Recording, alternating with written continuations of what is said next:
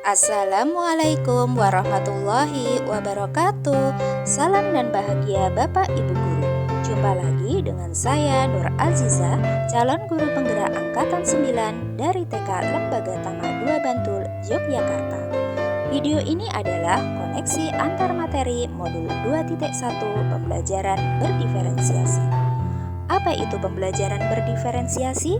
Pembelajaran berdiferensiasi adalah usaha guru dalam menyelesaikan pembelajaran di kelas untuk memenuhi kebutuhan belajar individu murid.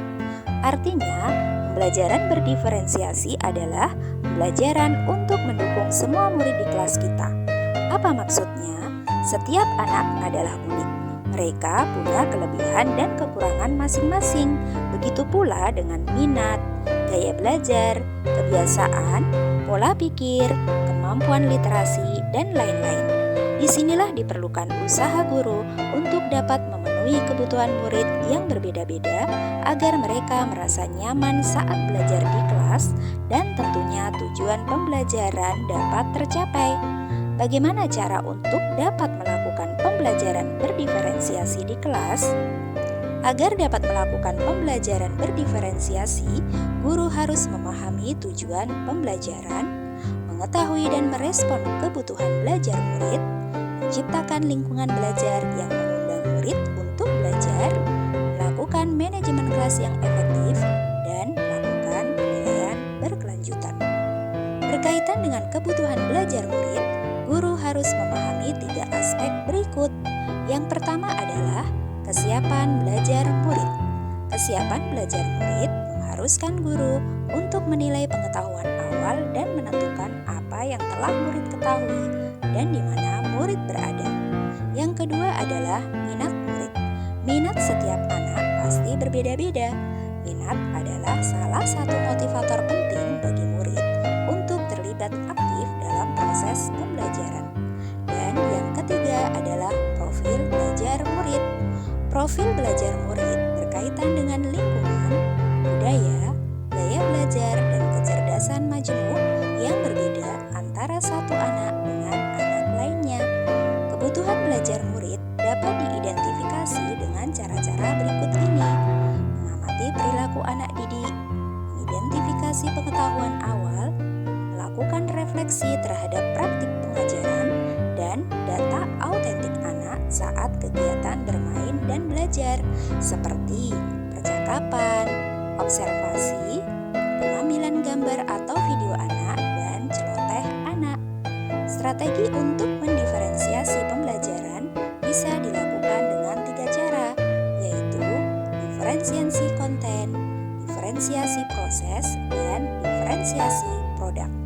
Diferensiasi konten berkaitan dengan apa yang kita ajarkan seperti materi konsep atau keterampilan yang perlu dipelajari berdasarkan kurikulum. Mendiferensiasi konten bisa dilakukan dengan pengorganisasian atau format penyampaiannya, bukan mengubah atau menurunkan standar kurikulum. Diferensiasi proses kegiatan yang memungkinkan murid berlatih dan memahami atau memaknai konten dengan cara membedakan proses yang harus dijalani oleh murid.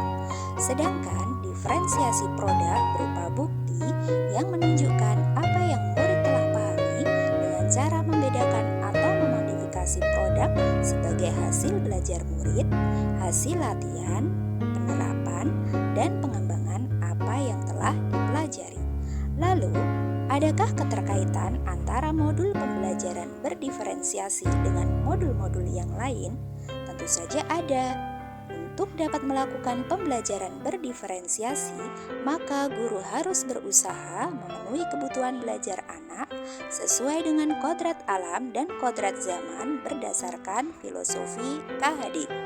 Dalam melakukan pembelajaran berdiferensiasi, seorang guru penggerak harus berpihak pada murid, reflektif, mandiri, kolaboratif, dan inovatif untuk menciptakan pembelajaran-pembelajaran berdiferensiasi. Dengan demikian, seorang guru penggerak dapat mewujudkan kepemimpinan murid dengan menuntun murid merdeka belajar. Hal ini sesuai dengan nilai dan peran guru penggerak. Selanjutnya, dalam belajar pembelajaran berdiferensiasi dapat menjadi salah satu strategi untuk mewujudkan visi guru penggerak yang berpihak pada murid. Dan dalam pembelajaran berdiferensiasi antara guru dan murid harus ada kesepakatan kelas terlebih dahulu agar proses pembelajaran dapat berjalan dengan baik sesuai dengan nilai-nilai budaya positif. Demikian pemaparan koneksi antar materi modul 2.1. Semoga menginspirasi. Salam dan bahagia. Terima kasih. Wassalamualaikum warahmatullahi wabarakatuh.